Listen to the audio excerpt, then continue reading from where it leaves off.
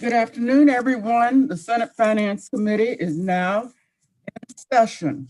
I'm going to start with Speaker Jones so that she can get back to more important things, and then we'll do a rundown of the additional bills.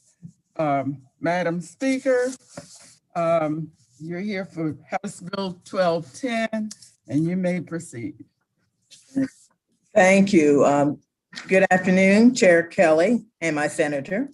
Finance Committee members, I'm here today in support of House Bill 1210, Board Executive Leadership and Mission.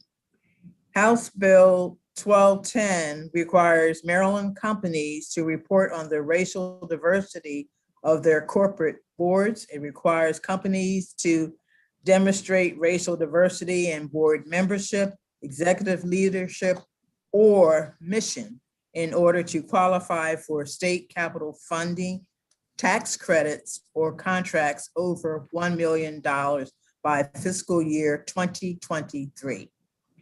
And it requires Commerce and the Governor's Office of Minority and Small Business Affairs to create a scorecard to report compositions of corporate governance, employees, minority business contracts, as well as diversity policies for the 430,000 business entities in the state. The private sector is really the driving force behind this legislation. A 2019 Forbes report on the rise of environmental and social governance practices specifically noted that, quote, a wide spectrum of issues that traditionally are not part of financial analysis, yet may have financial relevance, unquote, are now being considered as important factors in the investment processes and decision-making. A recent McKinsey study showed that ethnically diverse companies continue to outperform those that aren't. Companies can't perform at their highest level when they don't represent diversity of thought and experience. We want Maryland to be a leader in this area. Some of you may ask why the government should be the one driving this effort. There is value in encouraging the private sector to implement these policies now before the state's economy is left behind. Bond rating agencies and lending institutions are already beginning to look at this specific issue and give lending preference to those companies with diverse boards. Shareholders and investors are specifically seeking companies that are maximizing diversity efforts in their own backyards. Consider that NASDAQ is pressing for more diversity in order for companies to remain on their exchange. We can jumpstart this effort now by incentivizing companies that get the largest state investment to think differently about their leadership so they're prepared for the future. If Maryland businesses don't begin adopting these kinds of policies now, they will be left behind. And we as a state will be at a disadvantage. Several years ago, this committee passed legislation around gender inclusion in corporate boardrooms. We know that that legislation worked. California and Maryland both passed similar bills to enhance gender diversity. In both states, there have been positive results for gender equity. Of the hundreds of thousands of businesses across Maryland, can you guess how many women of color serve on the corporate boards? 17. In 2020, there were only 17 women of color serving on corporate boards, according to a 2020 report. The data is similar nationally. Of the over 20,000 corporate directors across the country, Black directors make up just 4% of the total, and Black women make up far less, just 1.5%. When 30% of Maryland's population is Black, there's no reason that there are only 17 Black women on company boards. There are more qualified Black women in this legislature. Companies should look like the communities they serve because corporate board decisions impact employees, investment policy, and our state's economy. This bill will help make the economy work better for everyone. House Bill 1210 will help create and sustain an economy in Maryland that diversity of thought and ideas lead to prosperity for us all. We know that there have been historic disparities in the workplace in housing decisions that led to redlining and in banking decisions that has led to lending disparities and disparate access to credit. We want to attract the greatest investment to Maryland, continue to encourage creativity and ingenuity in the private sector. The data is clear. Greater diversity leads to greater prosperity. This is a policy change that we need to make our economy stronger. There are historic barriers that need to be dismantled for greater access to the private sector, better decision-making by the private sector, more creative investment strategies and employment decisions, all of which lead to a better economy. I urge the committee to give a favorable report on House Bill 1210. Thank you. Thank you, Madam Speaker. Before I call for any questions, I would just like to say that on the Senate side, I'm sure most of us would applaud the opportunities that you're referencing in this bill as ways of making the entire body politic and all of the people that we represent a lot better off. The president of the Senate during the interim had a body on which some of us served to increase diversity, inclusion, and equity. And that's for everybody. There isn't a demographic in Maryland or in this nation that ought to be left unrepresented. And some of the monies that we lose dealing with crime and disparity are reflective of people's beliefs that, and often truly, that in fact, there isn't a seat at the table for people like them, that there isn't a rung on the ladder where they could move up. Okay, what questions do you have, colleagues? Senator Klossmeyer. Yeah, thank you, Madam President, Speaker. I just have one question because people have told me about this bill and some of them have family businesses, which aren't small, but they're not gigantic either, but they're family run. And the question is, how do they, if they have a board, how do they set that up to include other people, whether it be women, different people of different races or whatever? Has that been discussed at all?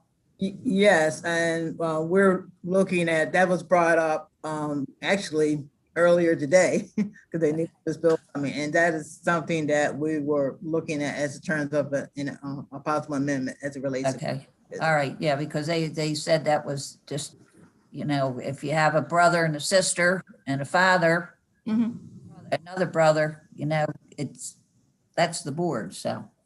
Yep. Let me already ahead of you on that. All right, okay, you're always ahead of me. Follow up with a question. All right, thank you. Your intention with this bill, I thought, was for corporate boards, was it? Right. It wasn't for families, small families. Right.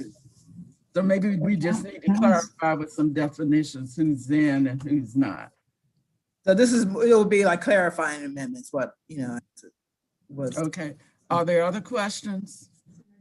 Senator Jennings. You gotta unmute, Senator. You gotta unmute. We can't hear you. You gotta unmute yourself. Unmute. He can't hear you. He can't hear you. Unmute. You are muted. How about now? Can you hear me? Yes. Oh, okay, yeah. Sorry, there's something wrong with my computer. I can't use it. I'm having to use it on the phone. So, Madam Speaker, I guess my question is following up with Senator Klausmeier. Not all corporations or small companies have a corporate board. So, you could have a sub-S or a LLC that is, doing $5-6 million in sales. They've got a contract with the state for $1 million, but they don't have a corporate board. What do you do in that circumstance? We will look at, on that case, on the leadership and the mission of said company. Mhm. Is that in the? Which is also in the bill. It's also in, that part is also in the bill. It is in here because I can't. I see where it doesn't apply to a sole proprietorship, but okay. Thanks. Yeah, to our, Commerce has to put out regs, has to put the regs out for that. And Commerce is not regulating small family businesses and so on. They're dealing with businesses with large corporate boards that have significant impact and significant income and significant customer bases. And they usually are even interstate to some degree in terms of what they're doing. All right, are there other questions of the speaker? Senator Augustine. Thank you, Madam Chair. I really just want to say, I just want to thank the speaker for this bill. I think it's, it's very thoughtful and it's important. It seems to me, Madam Speaker, that you've set a fairly high benefit rate. I mean, for capital funding of $1 million or tax credits of $1 million or contracts of $1 million. So I think, would you agree that you've targeted it towards some folks who are doing some significant work with the state? Yeah, absolutely. I would definitely agree. That was a part of the intent? Yes. Fantastic. Thank you again for bringing this forward. I really appreciate it. Are there any other questions on House Bill 1210? All right, if not, we want to thank the speaker. Thank you. For being here. And now we have one witness and Thank you. Champ McCullough. Thank you, Madam Chairman. And with all respect to the speaker, I now have a very good feeling of how the salmon feel trying to swim upstream. We are opposed to the bill in its present format. We think that the Senate found a better solution in 2019 with respect to reporting the number of women on corporate boards. And in fact, it was oddly enough done by Budget and Taxation because it's in the tax property article. But that statute provides that the requirement to report doesn't apply if it's a privately held company and at least 75% of the company's shareholders are family members. So I think that you can use that as a model for the type of amendments that I would respectfully suggest are required for House Bill 1210. As has been mentioned by Senator Klausmeier, family-owned businesses are the predominant form of business ownership in Maryland and in the country at large. And to require a family-owned business, a small business, to bring someone who's not a member of the family, forget race, forget gender, that is very disruptive and frankly, I would think inappropriate for the legislature to require. Secondly, I think the speaker made all the points to demonstrate why this bill isn't needed at all. The private sector, NASDAQ, many studies that you all, I'm sure, have seen or perhaps read, point out that corporations are more profitable if they have diverse boards. Well, profitability is enough of an incentive for private businesses to make changes in order to capitalize on the upside of having diverse leadership. It's not necessary for the state to coerce businesses into doing it. And while respectfully, the coercion may appear to some to be a minor matter, $1 million is not a very big contract, frankly. And there are many small businesses that do state business at that level and above. So with all due respect to the intent, which I think is laudable, I think the reality on the ground is that the changes are being made by businesses on their own initiative in order to increase their profit margin, and that special care needs to be taken with respect to small businesses and especially family-owned businesses, which is why I would, again, respectfully refer you to the tax property article, section 11-101, dealing with reporting gender diversity. And I think shining a light on racial diversity is perfectly appropriate and will have the desired effect without intruding into the management of private businesses. So, and I'll be happy to answer any questions. Mr. McCullough, I think you make one good point. Maybe some of the points of reference in terms of income might be fairly low for some businesses that do business with the state. On the other hand, if they don't mind accepting what all the taxpayers of Maryland are contributing to, they ought to be willing, when we get this modulated at the right level, to have some diversity on the board, or else they ought to just deal with other private entities. I really, as a taxpayer, don't want to pay for anybody who really is a major corporate entity to help them to get a cent if they don't care about reflecting their own customer base very often. And certainly not all taxpayers should be contributing to their profits. Now, I do believe you're right to remind us that if you're a really small entity, and maybe $1 million isn't that much when you talk about business with the state, but we need to get it modulated and at the right level. And if we can't think about all the levels of diversity, the most recent area has been with people of Asian background, Blacks and Latinos and people of Asian background, Native Americans, people of all genders and so on. We have to be more reflective. And I think the world is changing. And in Maryland, it should change. I'm going to shut up. Are there other questions? Senator Bidle. Thank you, Madam Chair. So, Mr. McCullough, thank you for calling out my bill from 2019. That was Senate Bill 911. If we put the amendment on that said if 75% of the board were family members, they'd be excluded, would that then create your support? Would you come in and support the bill?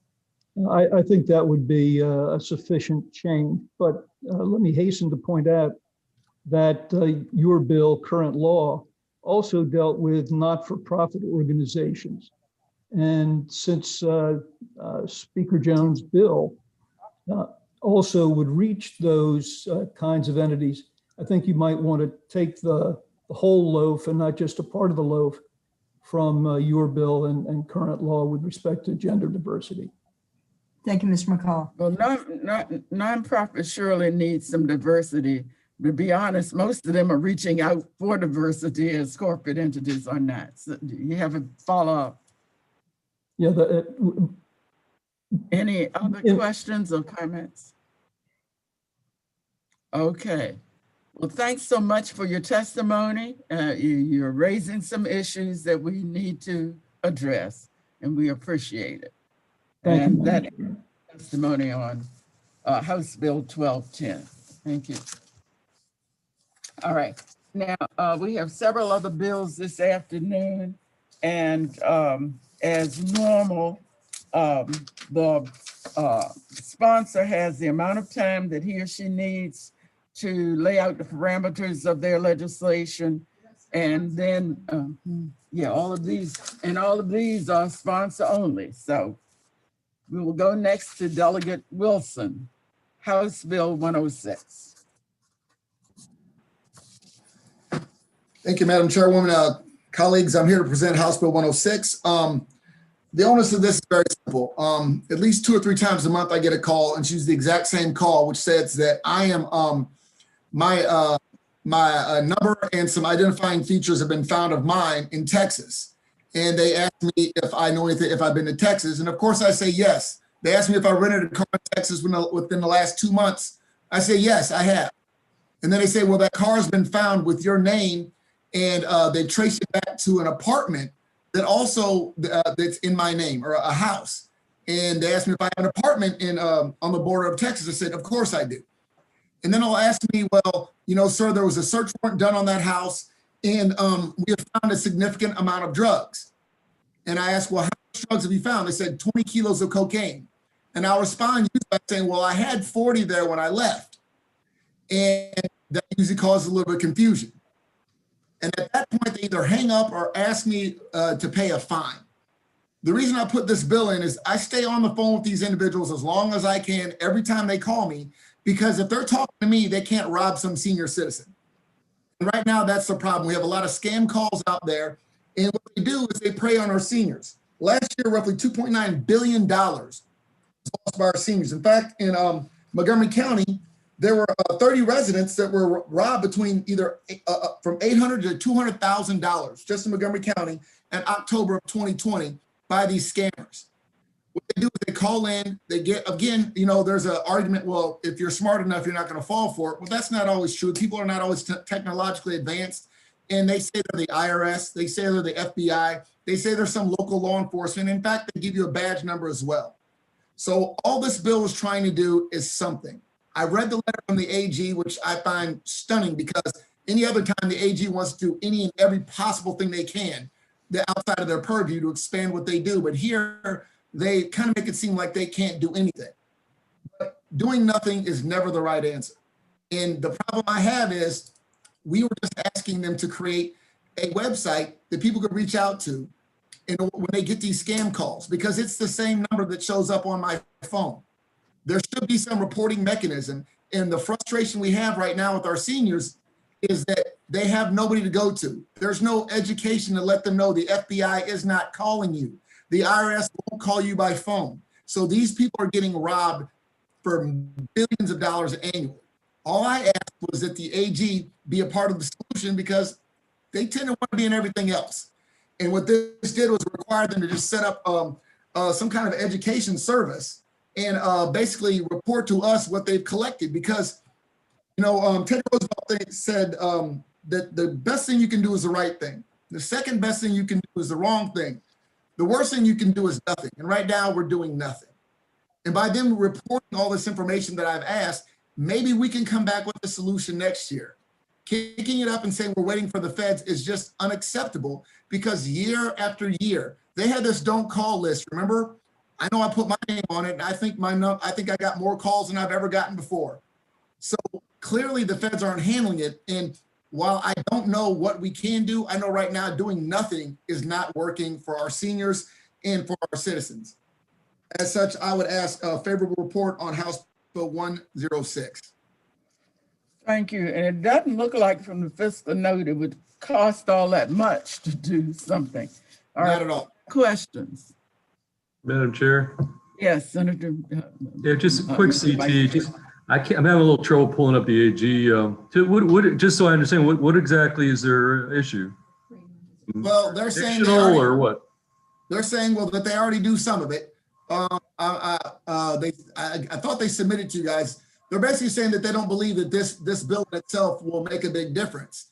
I would be fine with that if they would have given any recommendations of what we can do, because under their auspices, they say they already do an educational service. If that's the case, it's failing, which is why we required more targeting towards our seniors, because again, this is happening every year. They're basically saying the same thing you guys probably hear all the time. There's no need to legislate something we already do.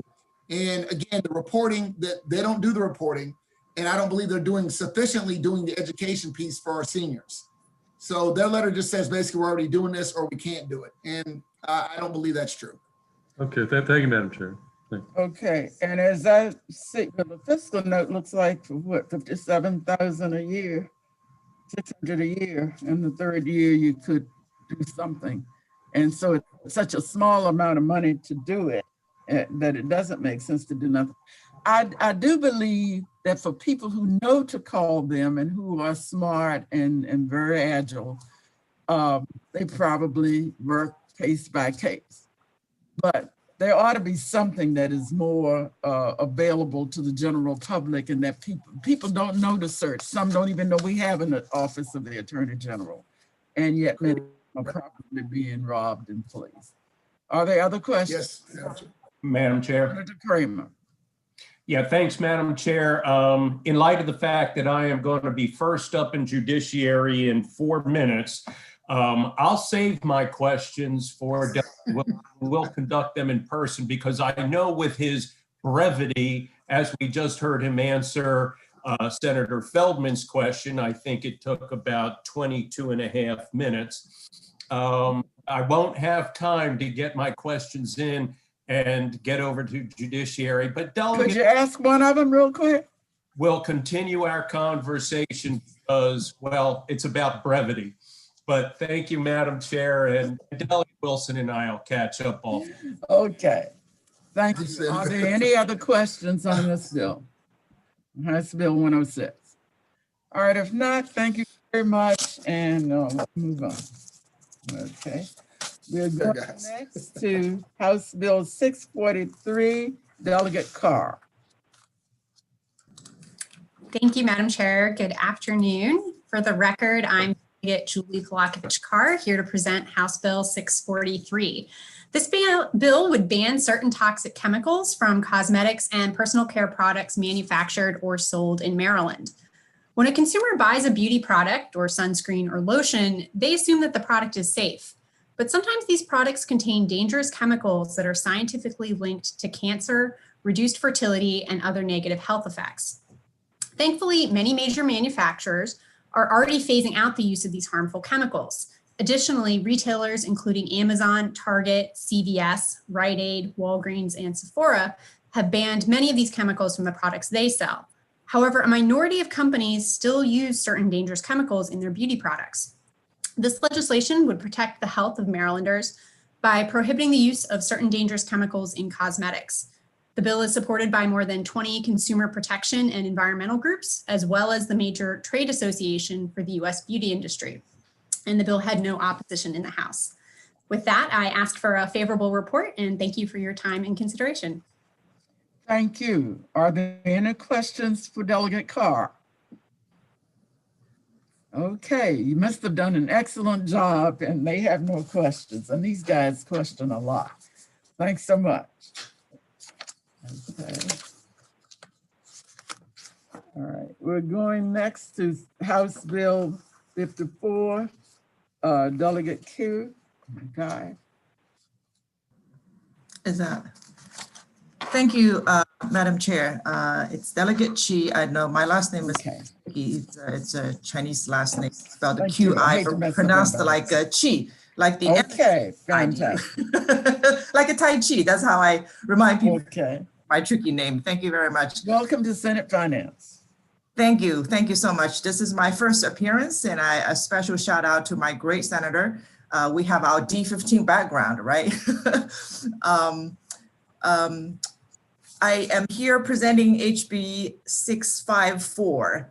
As this committee recalls, at the beginning of this session, both chambers overrode the governor's veto of a bill that I cross-filed with my Senator Feldman to establish a state matching grant to support small tech companies. So they can, if they qualify for federal SBIR grants, they can use the state matching grant as gap funding to help them accelerate tech transfer and commercialization.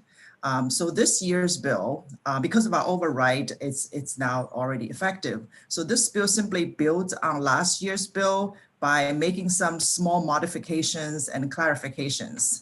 Specifically, this bill requires that the program must prioritize awards and investments to those companies that are involved in R&D activities related to a public health crisis. I think in light of the global pandemic, that would make a lot of sense.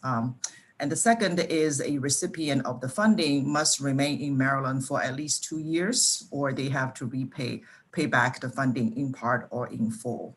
And the third is the program administrator, which is TEDCO, must make concerted efforts to try to reach out and market the program to women-owned businesses and the rural businesses, in addition to what's already codified, which is a requirement to reach out to economically disadvantaged businesses.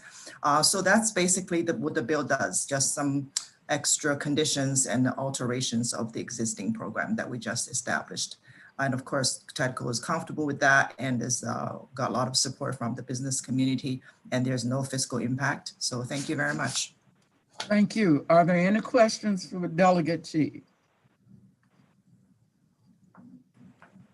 Okay, well, you must have done a great job. They have no. Thank you very much, Madam Chair. Thank you. Thank you. All right, Delegate Rosenberg. Delegate available for House Bill 849. Thank you, Madam Chair, Thank you. and thank you, members of the Senate Finance Committee. It's the first time to come over, if you will, to the other side this session. House Bill 849 does a very simple but important thing. It would eliminate fees on medical records when someone, often someone who is homeless, is applying for Social Security, disability, or other Social Security benefits. Everyone who's involved, from hospitals to MedChi, is on board with this amended bill because it very simply states what I said. Eliminates the fee for hospital records, which, especially if you're homeless, they can be quite extensive. And so there is agreement and a unanimous vote out of the House floor for this bill to remove this fee for medical records when someone is applying for Social Security benefits or for Social Security disability. So that's what simply and fully what the bill does, House Bill 849. Appreciate your favorable consideration. Thank you. Are there any questions? Delegate Rosenberg used to be like my big brother. I was a delegate in the same office with him in the old 42nd, 10,000 years ago. Okay. I don't think it was that long ago, but I very much accept the designation. Yes. Okay. And so there Thank aren't you. any questions. You did a good job and it sounds like an excellent bill. Thank you. That's great to hear. Okay. Okay. All right, that ends our hearing for this afternoon. We will be voting at 1:50, colleagues, 1:50.